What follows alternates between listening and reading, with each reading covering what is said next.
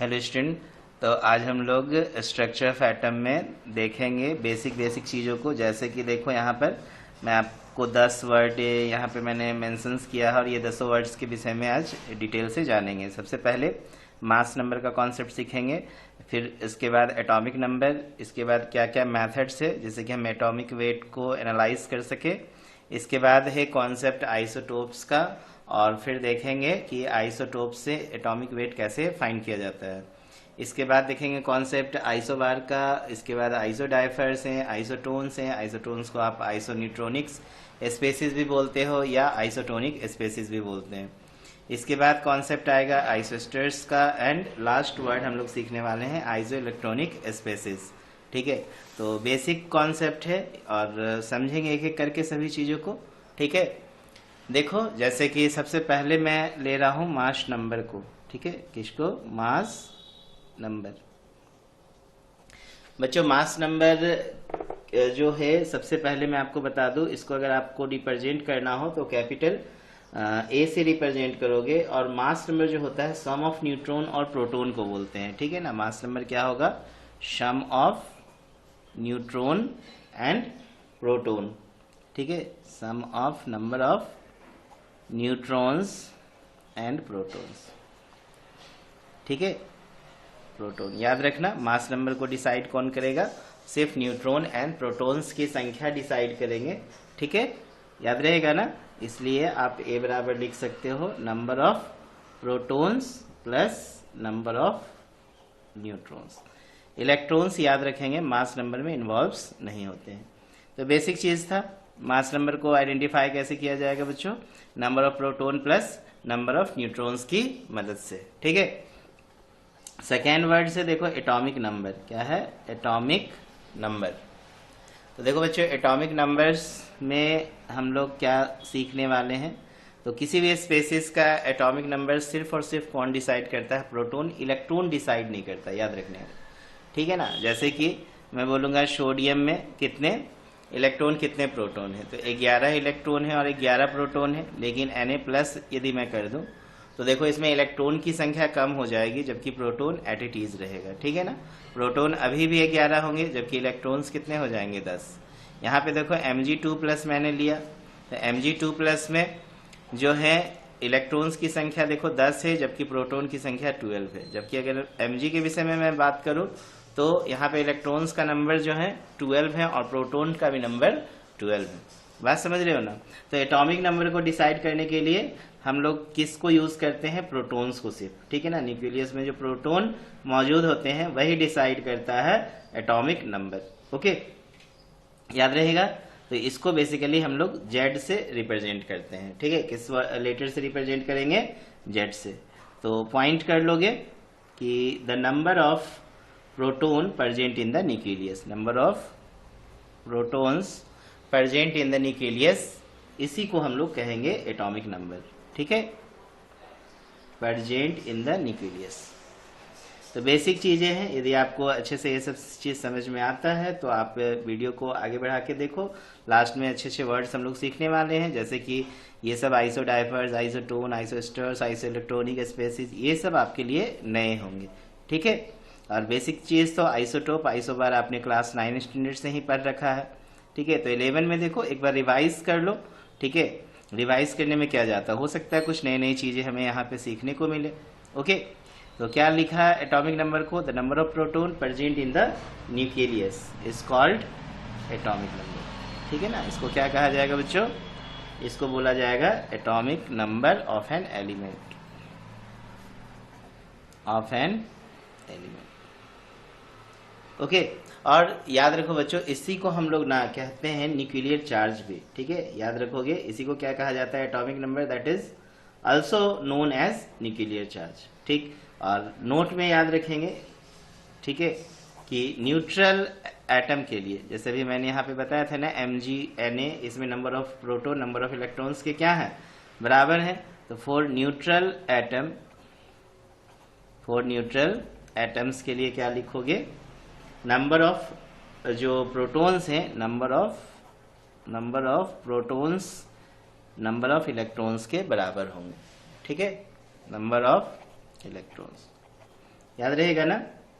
चलो, और charge atom के लिए तो मैंने भी जस्ट आपको बताया कि यहाँ पे प्रोटॉन्स सेम रहेंगे, लेकिन इलेक्ट्रॉन्स के नंबर में क्या होंगे, कमी आएंगे, ठीक है, या वृद्धि होंगे, ठीक है। जैसे कि Na+ में जो है नंबर ऑफ प्रोटॉन्स जो है वो 11 है, जबकि नंबर ऑफ इलेक्ट्रॉन्स कितने हैं, 10, ठीक है ना। याद रखोगे इस चीज को, कोई दिक्कत नहीं। चलो, इसके बाद हम लोग आगे बढ़ते हैं। और भी एग्जाम्पल आप ले सकते हो, जैसे एल्युमिनियम 3+ में अगर मैं बोलूँ तो नंबर ऑफ प्रोटॉन्स जो हो जाएंगे, यहाँ मैं 1 लिख दिया है, नंबर ऑफ प्रोटॉन्स जो हो जाएंगे बच्चों ये 13 होंगे, जबकि नंबर ऑफ इलेक्ट्रॉन्स जो हो जाएंगे वो 10 हो जाएंगे। बात समझ रहे हो ना। एटॉमिक नंबर कौन डिसाइड करेगा, नंबर ऑफ प्रोटॉन डिसाइड करेगा, ठीक है। और नोट में याद रखोगे, it is also known as nuclear charge, ठीक है। चलो आगे बढ़ा जाए। जैसे मान लो कोई स्पेसिज कुछ इस तरीके से दिया जाए, जैसे कि मान लो मैं एक स्पेसिज लिख रहा हूँ क्लोरीन 1735, ठीक है। क्लोरीन जो है 1735 इस तरीके से भी लिख सकते हो। तो यदि मैं पूछूं इसमें नंबर ऑफ इलेक्ट्रॉन, प्रोटॉन और न्यूट्रॉन कैसे हैं, तो आप बता सकते हो बिल्कुल इजी वे में, क्योंकि ये न्यूट्रल स्पेसिज है। तो नंबर ऑफ जो इलेक्ट्रॉन्स होंगे वो 17 होंगे, ठीक है ना, और नंबर ऑफ प्रोटॉन्स भी जो होंगे ये 17 होंगे, ठीक। जबकि नंबर ऑफ न्यूट्रॉन्स के विषय में यदि कोई पूछे, ठीक, तो नंबर ऑफ न्यूट्रॉन्स कैसे निकालोगे, तो mass number minus number of proton निकालते हैं, तो 35 माइनस 17 हो जाएगा, ठीक है ना। मास नंबर में प्रोटॉन का नंबर माइनस करते हैं, ना कि इलेक्ट्रॉन का नंबर। समझ में आ रहा है ना। तो 35 में से 17 गया 80, क्लियर है। और छोटी सी बातें याद रखने का, असर्शन रीजन में क्वेश्चंस आते हैं कि 2 different element can not have the same atomic number, ठीक है ना। 2 अलग अलग एलिमेंट का एटॉमिक नंबर कभी एक समान नहीं हो सकता है, ठीक है। तो एक बातें याद रखना, 2 डिफरेंट एलिमेंट्स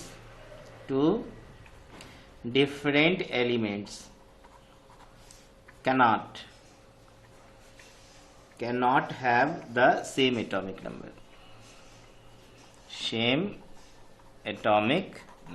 याद रहेगा ना, दिमाग में बैठा लो कि 2 different element can not have the same atomic number, ठीक है। चलो, इसके बाद दूसरा पॉइंट मैंने भी बता दिया आपको न्यूट्रॉन्स का निकालने का, तो इसका भी फार्मूला याद रखना। नंबर ऑफ न्यूट्रॉन्स कैसे निकालोगे, तो मास नंबर माइनस प्रोटॉन का नंबर या एटॉमिक नंबर, ठीक है ना। मास नंबर माइनस प्रोटॉन का नंबर या एटॉमिक नंबर, ठीक है, याद रखना। बात समझ रहे हो ना, क्योंकि एटॉमिक नंबर को कौन डिसाइड करता है, तो प्रोटॉन डिसाइड करता है, ठीक है।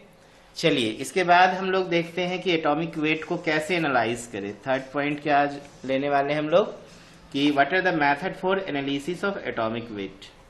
तो चलो नेक्स्ट पॉइंट सीखते हैं, method for analysis of atomic weight, ठीक है। तो देखो बच्चों, यहाँ पे जैसे मान लो मैं ले रहा हूं कार्बन C12 612 ना, यही होता है ना, कार्बन 612। तो अगर मैं बोलूं यहाँ पे नंबर ऑफ प्रोटॉन्स क्या है, तो number of protons equal to atomic number that is 6। Number of electrons के विषय में यदि बातें किया जाए तो ये न्यूट्रल स्टेट में है, तो इसकी भी संख्या कितनी होगी 6। नंबर ऑफ न्यूट्रॉन्स के विषय में अगर बात करो तो mass number minus atomic number, तो बताओ यहाँ 12 माइनस 6, 12 माइनस 6 बराबर कितने 6। तो याद रखना, नोट में हम लोग पहले भी पढ़े हैं कि मास ऑफ इलेक्ट्रॉन जो होते हैं बच्चों नेग्लिजिबल होते हैं। Mass of electron is negligible.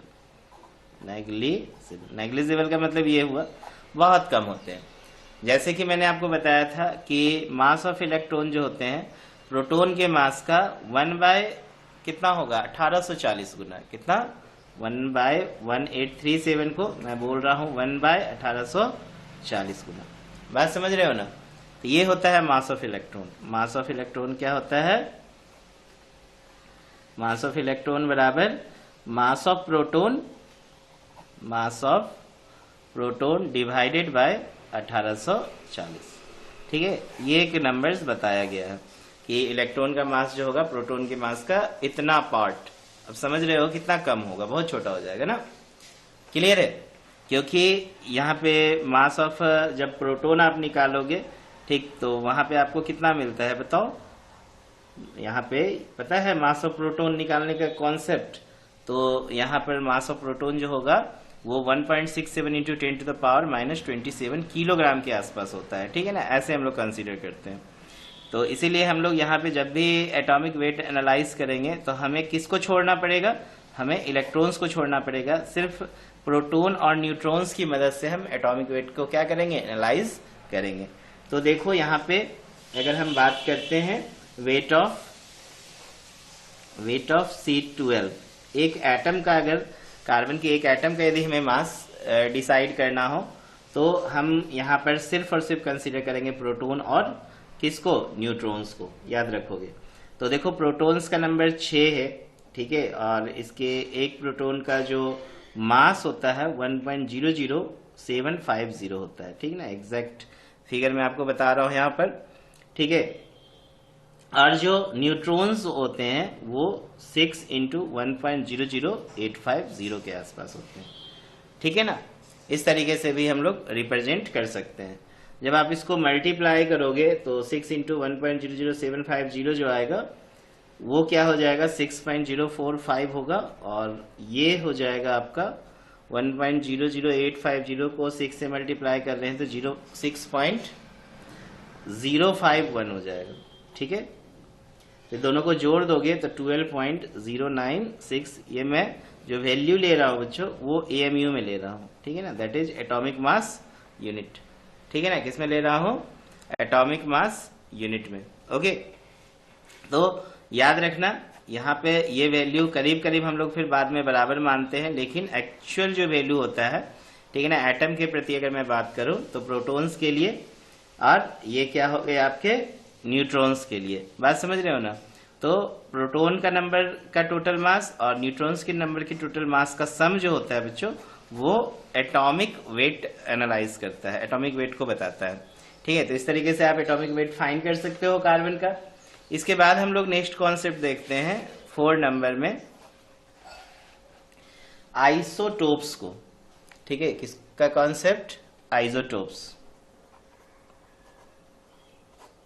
ठीक है। करीब पता है 80% एलिमेंट्स आपको पीरियोडिक टेबल में ऐसे मिलेंगे जिसके पास अपना आइसोटोप्स है, ठीक है। इसका लिस्ट मैं आपको एक कोई लेक्चर में दूंगा जिसमें हम आइसोटोप के विषय में जानेंगे कि एक एलिमेंट्स के अंदर की क्या क्या कैरेक्टरिस्टिक्स है। जैसे एग्जाम्पल के रूप में अगर मैं क्लोरीन के विषय में बात करूं तो क्लोरीन के 2 आइसोटोप्स होते हैं, एक क्लोरीन 1735 और एक क्लोरीन 1737।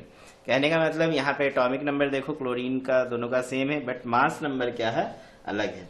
तो यहीं से आप आइसोटोप को डिफाइन भी कर सकते हो कि नंबर ऑफ जो इसके एटॉमिक नंबर्स होंगे वो क्या होंगे, सेम होंगे, लेकिन इनमें जो मास होगा वो क्या हो जाएगा, डिफर हो जाएगा।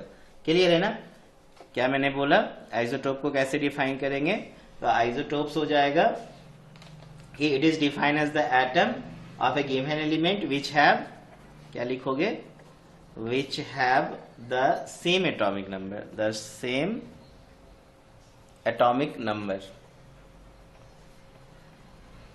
ठीक है, but different mass number, but different mass number, याद रखोगे। They have same nuclear charge but different number of neutrons. तो नोट में एक बात है, यहाँ पे ये क्या रिप्रेजेंट कर रहा है, इसको आप नोट में ऐसे समझ लो कि दे have same nuclear charge but different number of neutrons, ठीक है। क्या मैं बताया आइसोटोप का कॉन्सेप्ट कि दे have same nuclear charge, same nuclear charge but different number of neutrons, याद रखोगे इस चीज को, ठीक है। आइसोटोप के पास क्या होते हैं, सेम न्यूक्लियर चार्ज, लेकिन नंबर ऑफ न्यूट्रॉन्स की संख्या डिफर होती है। जैसे इसी एग्जाम्पल में मैं यदि बात करूं, जैसे क्लोरीन 1735 और क्लोरीन 1737 में यदि आप बात करो, यहाँ पे नंबर ऑफ न्यूट्रॉन्स ले लो, तो नंबर ऑफ न्यूट्रॉन्स जो है 35 - 17 दैट इज 18 हो जाएंगे। नंबर ऑफ इलेक्ट्रॉन्स ले लो तो ये न्यूट्रल स्टेट में है तो 17 होंगे, प्रोटॉन भी देखो तो 17 होंगे। यहाँ पर देखो कि ये 17 और 37 है तो ये न्यूट्रॉन्स का जो नंबर हो जाएगा देखो 20 है, जबकि इलेक्ट्रॉन्स का नंबर 17 और प्रोटॉन का नंबर जो होगा 17 होगा। बात समझ रहे हैं ना? न्यूक्लियर चार्ज सेम है, जबकि न्यूट्रॉन्स का नंबर देखो अलग है, इसमें 18 है, इसमें कितने हैं 20 है, ठीक है ना। जबकि चार्ज देखो दोनों में सेम है, 17 को लेके चल रहा है।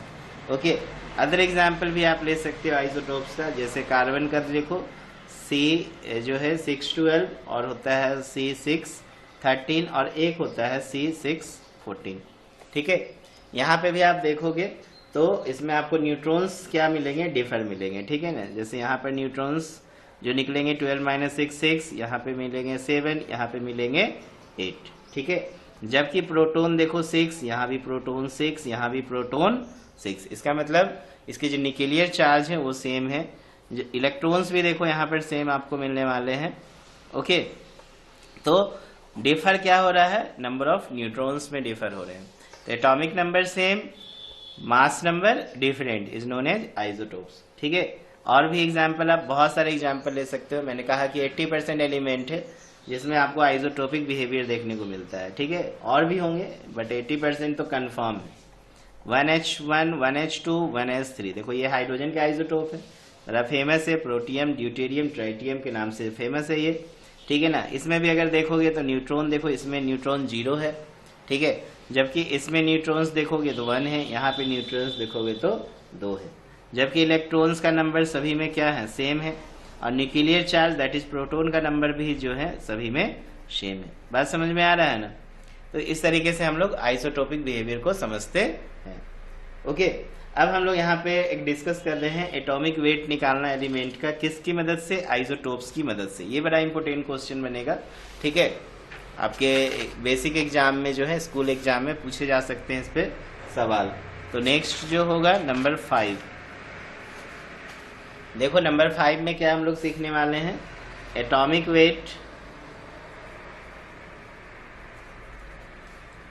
Weight of elements from isotopes, बात समझ रहे हो ना? तो देखो यहाँ पे हम लोग के पास मान लो कि एक एलिमेंट है, क्या है, इसको समझने के लिए आप मन में मान लो कि आपके पास एक एलिमेंट है, इसके जो है 3 आइसोटोप्स हैं। कितने आइसोटोप हैं, 3 आइसोटोप हैं। मान लो ये Y1 है, ये Y2 है, ये Y3 है, ठीक है ना। इसके कितने आइसोटोप है, 3 आइसोटोप है। और आइसोटोपिक वेट, ये हो गए आइसोटोप्स, ठीक है, और इसके आइसोटोपिक वेट्स हैं, ठीक है, क्या है, आइसोटोपिक वेट। तो आइसोटोपिक वेट्स मान लो, इसका W1 है, इसके W2 है और इसका W3 है, ठीक है ना। कितने आइसोटोपिक वेट्स हो गए, 3। इसका Y1 आइसोटोप का W1, Y2 आइसोटोप का W2 एंड Y3 आइसोटोप का क्या हो गया, W3 हो गया, ठीक है।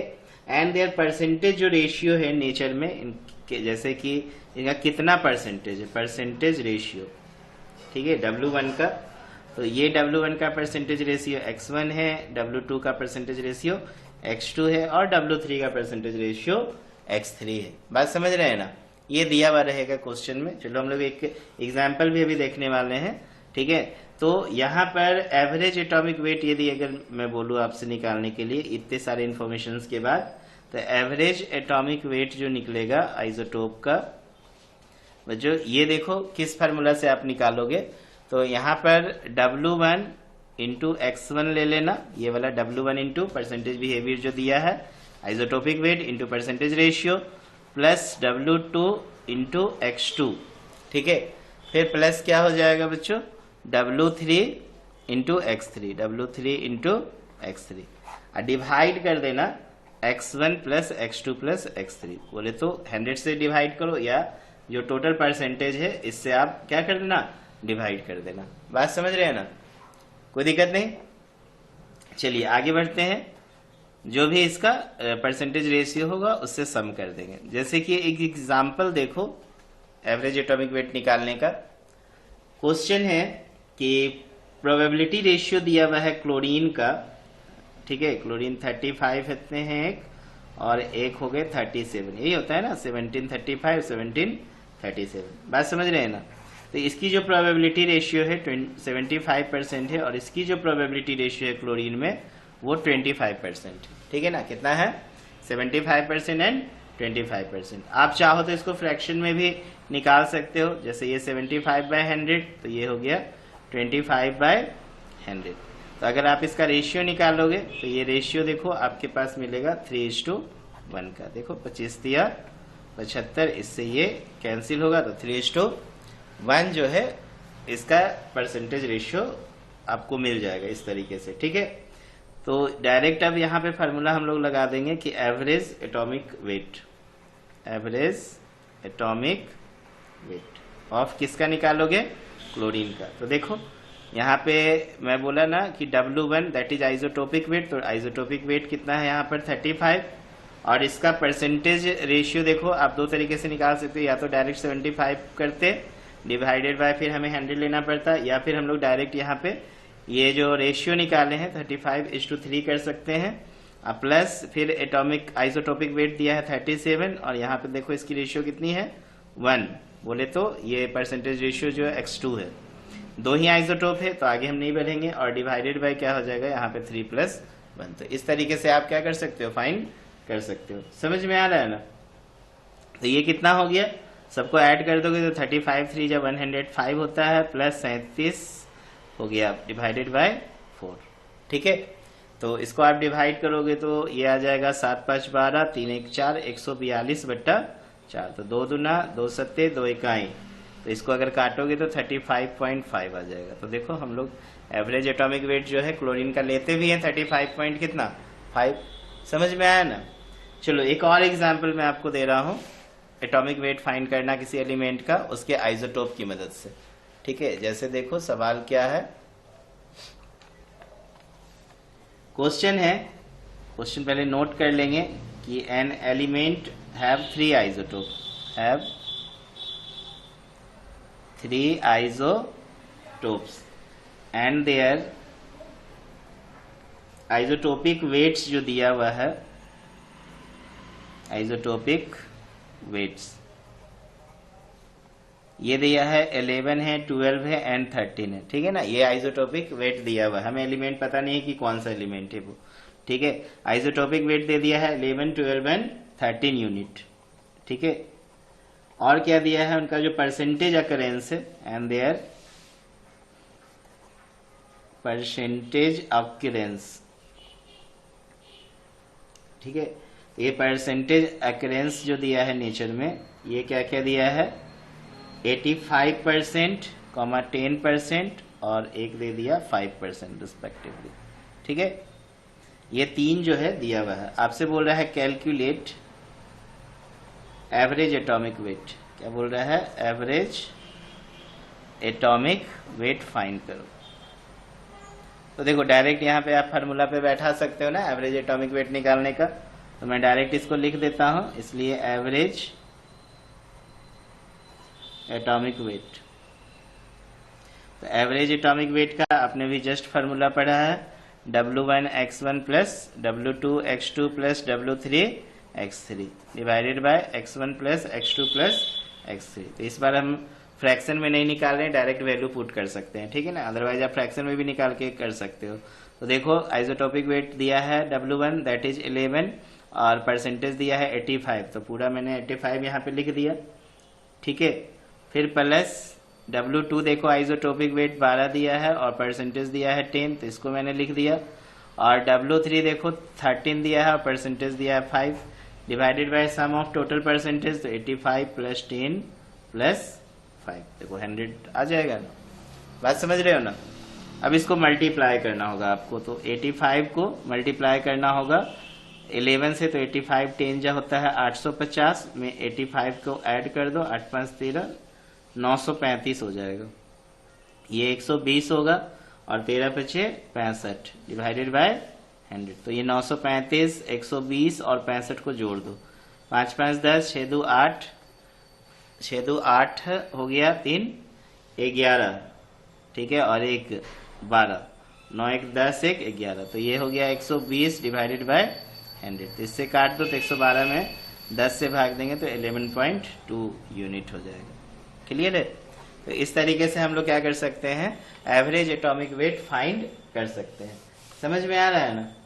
ठीक है। एक बड़ा इंपॉर्टेंट क्वेश्चन और ले रहे हैं इससे, जो एग्जाम में पूछे जाते हैं, समझना, बहुत अच्छा सवाल है। जैसे सवाल में बोल रहा है कि एवरेज एटॉमिक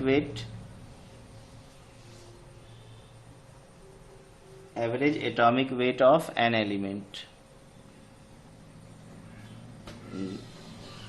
एलिमेंट दे दिया है m, ठीक है, इज 51.7, ठीक है ना। Average atomic weight of element, कोई एलिमेंट m है जिसका एवरेज एटॉमिक वेट दिया है कितना, 51.7। अब आपसे सवाल बोल रहा है calculate percentage occurrence of m in nature, ठीक है ना। m में कौन कौन से आइसोटोपिक बिहेवियर, उनका परसेंटेज बताना है, ठीक है। तो F2 आइसोटोप, यहाँ पे कंसेप्ट और दे दिया है, F2 आइसोटोप। कितने आइसोटोप्स दे दिए हैं, 2 आइसोटोप हैं m के, एक है M50 और दूसरा है M52, ओके, ये 2 हैं। तो यहाँ पे आइसोटोपिक वेट आप समझ रहे हो कितना होगा, ठीक, एक 50 होगा तो दूसरा 52 हो जाएगा, ठीक है, आर प्रेजेंट इन m। तो इस तरह का जब सवाल दे तो हम लोग कैसे परसेंटेज फाइंड करेंगे, समझो। देखो यहाँ पर m के 2 हैं आइसोटोप्स, कौन कौन है, एक M50 है और दूसरा जो है M52 है।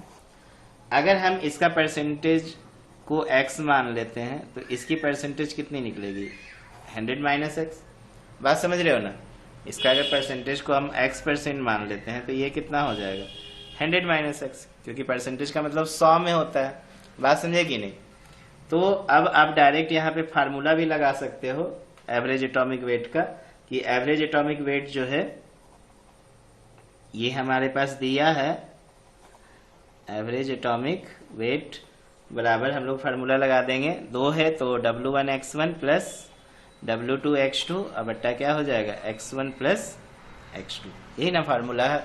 अब ये फार्मूला पे अब वैल्यू को पुट करो तो एवरेज एटॉमिक वेट देखो 51.7 है, तो हम लोग यहाँ पे लिखेंगे कितना, 51.7 इज इक्वल टू, फिर दे रहा है परसेंटेज ऑफ M50 दे दिया है x, और ये इसका जो आइसोटोपिक वेट है 50 इंटू x हो जाएगा, और ये अगला दिया था 52 और ये हो जाएगा 100 - x। डिवाइडेड बाय अगर करोगे तो ये x प्लस 100 - x। ओके, अब क्या कर सकते हैं, देखो यहाँ पे x से x कैंसिल हो जाएगा, तो 51.7 इंटू यहाँ पे ये 100 क्रॉस मल्टीप्लीकेशन करेंगे तो इधर आ जाएगा, और ये हो जाएगा देखो 50x प्लस 52 पे 100 से गुना कर देना और माइनस 52x। इसको मल्टीप्लाई करोगे तो 5170 आ जाएगा, ठीक है, इज इक्वल टू 50x में से 52 जाएगा तो -2x प्लस 5200। आप 2x को इधर कर दो, इसको इधर भेज दो, तो 2x इज इक्वल टू 5200 में से 5170 माइनस कर देना। तो देखो 5200 में 5170 घटाओगे तो आएगा कितना, 30। तो x का मान कितना आ गया, 15।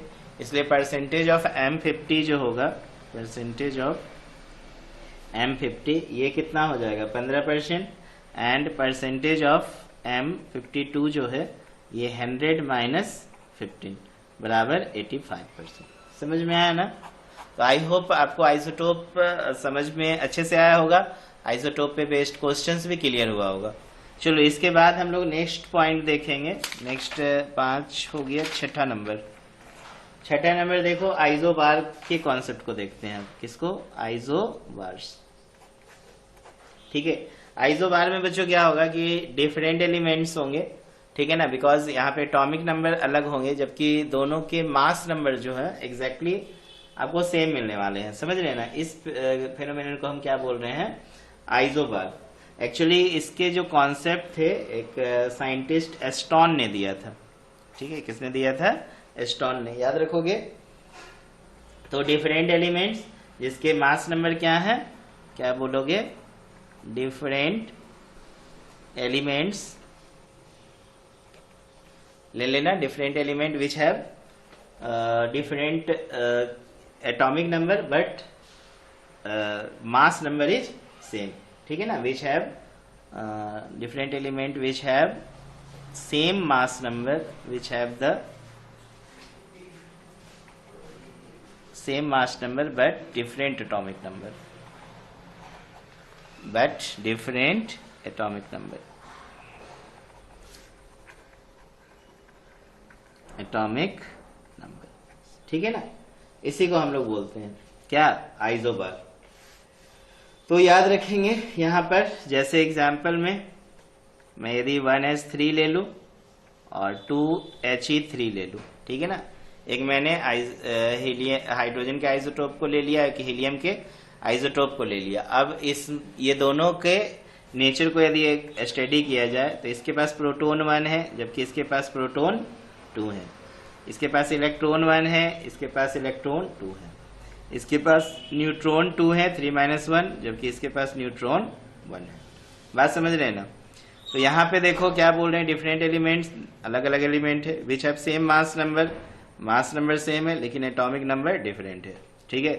तो एटॉमिक नंबर तो आपको मिल रहा है डिफरेंट, इसका 1 है इसका 2 है। अब मास नंबर बोल रहा है सेम, तो मास नंबर कैसे निकालोगे बच्चों, तो मास नंबर हम लोग नंबर ऑफ प्रोटॉन और नंबर ऑफ न्यूट्रॉन्स को लेके करते हैं, ठीक है ना। तो मास नंबर क्या हो जाएगा, ध्यान देंगे, मास नंबर यहाँ पे आपको अगर निकालना हो तो ये 1 + 2 बराबर कितना 3, और यहाँ पे मास नंबर देखो क्या होगा, यहाँ पे भी 2 + 1 मिलके कितना 3। तो आपने देखा ना, दो एलिमेंट जिसका मास नंबर सेम है लेकिन दोनों के एटॉमिक नंबर क्या है, अलग अलग है। तो इस बिहेवियर्स को हम लोग आइसोबैरिक बिहेवियर बोलते हैं, ठीक है। अदर एग्जाम्पल भी ले सकते हो, जैसे कि यहाँ पर देखो मैं पोटासियम का एग्जाम्पल ले रहा हूँ, पोटासियम 1940 और एक कैल्शियम ले लेता हूँ, इसके आइसोटोप 2040, ठीक है। फिर से यहाँ पे देखो प्रोटॉन्स की संख्या कितनी हो जाएगी, तो 19, यहाँ पे प्रोटॉन्स कितने हैं 20, न्यूट्रॉन्स देखो 40 में से 19 घटा दो 21, न्यूट्रॉन्स देखो यहाँ पर 40 में से 20 घटा दो 20। इसके अलावा इलेक्ट्रॉन्स देखोगे तो यहाँ पे 90, चूंकि न्यूट्रल स्टेट में दिख रहा है, यहाँ पे इलेक्ट्रॉन्स कितने होंगे 20। अब number of neutron plus proton निकालो, तो 21 + 19 बराबर 40। यहाँ पे भी number of neutron plus proton निकालो, तो 20 + 20 बराबर 40। तो देखो मास नंबर सेम हुआ, मास नंबर क्या हो गया, सेम हो गया, जबकि एटॉमिक नंबर क्या हो गया, डिफरेंट हो गया। तो नोट में एक छोटी सी बातें याद रखना है आइसोबार्स के विषय में, कि isobars do not have same chemical and physical properties, क्योंकि दोनों अलग अलग एलिमेंट्स है, ठीक है ना, दोनों एलिमेंट्स अलग अलग हैं, इसीलिए इनके केमिकल और फिजिकल प्रॉपर्टीज एक समान नहीं होते हैं, ठीक है। ये कभी कभी क्वेश्चंस पूछा भी जाता है सर्सन रीजन में। तो isobar do not have the same chemical and physical properties, समझ में आ रहा है ना। और सेकेंड पॉइंट याद रखेंगे कि they do not have the same value of charge to mass ratio, ये भी बड़ा इंपॉर्टेंट है कि आइसोबार का चार्ज टू मास रेशियो जो होते हैं वो सेम वैल्यू नहीं देते हैं, ठीक है, बहुत इंपॉर्टेंट पॉइंट है। They do not have the same value of charge to mass ratio, ठीक है, कोई दिक्कत नहीं। चलो इसके बाद हम लोग 7 नंबर पॉइंट्स देखते हैं, टोटल 10 पॉइंट्स देखना है ना आज। चलो 7 नंबर में मैंने शायद क्या दिया था, 7 number isodiaphers,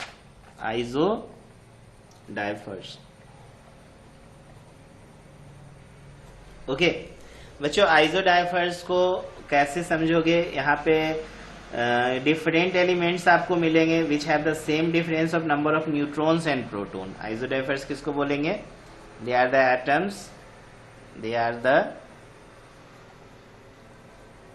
atoms of different element which have the same difference of the number of neutron and proton, याद रखना, ठीक है ना, न्यूट्रॉन्स एंड प्रोटॉन्स, याद रहेगा। जैसे एग्जाम्पल के रूप में मैं यहाँ पे आपको दे रहा हूँ, एक मैं बोरोन का एग्जाम्पल ले रहा हूँ 511, और एक कार्बन का एग्जाम्पल ले रहा हूँ 613। अगर यहाँ पे देखोगे तो प्रोटॉन देखो 5 है, यहाँ पर प्रोटॉन देखो 6 है, ठीक है। और यहाँ पे बोल रहे हैं डिफरेंस किसका किसका निकालना है, न्यूट्रॉन और प्रोटॉन का। तो अगर न्यूट्रॉन्स देखेंगे तो 11 माइनस 5 6 होगा, यहाँ पे न्यूट्रॉन्स देखेंगे तो 13 माइनस 6 7 होगा। अब देखो डिफरेंस निकालो कि नंबर ऑफ न्यूट्रॉन और प्रोटॉन, तो न्यूट्रॉन माइनस प्रोटॉन जो होगा वो 6 माइनस 5 बराबर कितना 1 आया। यहाँ पे न्यूट्रॉन माइनस प्रोटॉन 7 माइनस 6 बराबर 1 आया। तो देखो डिफरेंसेस क्या है, बराबर है, तो ऐसे टर्म्स को हम लोग क्या बोलते हैं, आइसोडाइफर्स, ठीक है। तो जब भी आपको मान लो कुछ आइसोटोपिक नेचर वाले एलिमेंट्स दिए हो या एलिमेंट्स दे दिए हो, ठीक है, और आपसे सवाल पूछ रहा हो कि इसमें बताओ आइसोडाइफर्स के सेट कौन कौन है, तो आप देखना वैसे वैसे एलिमेंट जिसमें नंबर ऑफ न्यूट्रॉन और प्रोटॉन का डिफरेंस सेम आएगा, ठीक है ना, वैसे स्पेसिस जो होंगे वो आइसोडाइफर्स के सेट फॉर्म करेंगे। बात समझ रहे हो ना। इसके बाद देखो नेक्स्ट है, और भी एग्जाम्पल लोगे, और एग्जाम्पल लेना है तो ले लो, एक और एग्जाम्पल लेते हैं। इसके बाद हम लोग आइसोटोन्स को देखते हैं, ठीक है। तो देखो बच्चों अदर एग्जाम्पल, जैसे मैं यहाँ पे नाइट्रोजन 7 15 और फ्लोरीन ले लेते हैं 9 19, ओके 9 19। तो देखो यहाँ पर अगर मैं बोलूँ प्रोटॉन कितने हैं तो 7, यहाँ पे प्रोटॉन कितने हैं 9, न्यूट्रॉन देखो 15 में से 7 जाएगा 8, यहाँ पे न्यूट्रॉन 19 में से 9 जाएगा 10। फिर से देखो न्यूट्रॉन माइनस प्रोटॉन 8 माइनस 7 बराबर 1, यहाँ पे देखो न्यूट्रॉन माइनस प्रोटॉन 10 माइनस 9 बराबर 1, दोनों में डिफरेंस क्या मिल रहा है, सेम। तो ऐसे स्पेसिस को ही हम लोग क्या बोलते हैं, आइसोडाइफर्स बोलते हैं, ठीक है। चलो इसके बाद हम लोग 7 हो गया, 8 नंबर्स स्टडी करते हैं। 8 नंबर में देखो बच्चों हम लोग आइसोटोन्स, आइसोन्यूट्रॉनिक्स स्पेसिस या आइसोटोनिक स्पेसिस को समझते हैं, ठीक है। आइसोटोन या मैंने क्या बताया था, आइसो न्यूट्रॉनिक, ठीक है, या आइसोटोनिक स्पेसिस, ठीक है। ये स्पेसिस को देखेंगे। इसका क्या मतलब हुआ, they have the atom of different element which have the same number of neutron. इसमें क्या होंगे, आइसोटोन या आइसोन्यूट्रॉनिक्स का मतलब कि एलिमेंट्स जिसके पास नंबर ऑफ न्यूट्रॉन्स क्या होंगे, सेम होंगे, ठीक है ना। Different element but which have, क्या बोलोगे, different element which have same number of neutrons, ठीक है, सेम नंबर ऑफ न्यूट्रॉन। तो ऐसे स्पेसिस खोजना अलग अलग एलिमेंट्स को कि जिसमें न्यूट्रॉन्स का संख्या क्या हो, बराबर हो। जैसे कि मान लो हाइड्रोजन 1H3 ले लिया, हाइड्रोजन का मैंने एक आइसोटोप लिया, और हीलियम का ले लिया 2He4, ठीक है। तो यदि मैं बोलूँ प्रोटॉन कितने हैं, तो इसमें देखो 1, यहाँ पे प्रोटॉन कितने हैं तो 2, न्यूट्रॉन्स देखो 3 में से 1 जाएगा 2, न्यूट्रॉन्स देखो 4 में से 2 गया 2, इलेक्ट्रॉन्स देखोगे तो 1, यहाँ पे इलेक्ट्रॉन्स देखोगे तो 2। बात समझ रहे हैं ना। अब क्या बोल रहे हैं, विच have the same number of neutrons. तो देखो न्यूट्रॉन्स का नंबर आपको क्या मिल रहे हैं, सेम, इलेक्ट्रॉन निकालने की जरूरत भी नहीं थी। नंबर ऑफ न्यूट्रॉन्स क्या है, प्रोटॉन की भी निकालने की जरूरत नहीं, डायरेक्ट न्यूट्रॉन्स निकाल के आप डिफाइन कर सकते हो स्पेसिस को। क्या अदर एग्जाम्पल आप देख सकते हो, जैसे कि मैं एग्जाम्पल ले रहा हूँ पोटासियम का कि 1939, और दूसरा ले रहा हूँ कैल्शियम 2040। न्यूट्रॉन्स देखो 39 माइनस 19 मिलके कितना हो रहा है 20, यहाँ पे न्यूट्रॉन्स देखो 40 माइनस 20 बराबर 20। तो वैसे दो स्पेसिस या दो से ज्यादा स्पेसिस, ठीक है, जिसमें नंबर ऑफ न्यूट्रॉन्स की संख्या क्या हो, बराबर हो, तो वो सब स्पेसिस जो है आइसोटोन या आइसोन्यूट्रॉनिक या आइसोटोनिक स्पेसिस कहलाएंगे। ओके चलो इसके बाद देखो 9 नंबर कॉन्सेप्ट देखते हैं। 9 में है आइसोस्टर्स। बच्चों आइसोस्टर्स स्पेसिस से क्या समझते हो, तो यहां पर आपको देखना है molecules which have the same number of atom and electrons. ठीक है, क्या देखना है, दे आर द मॉलिक्यूल्स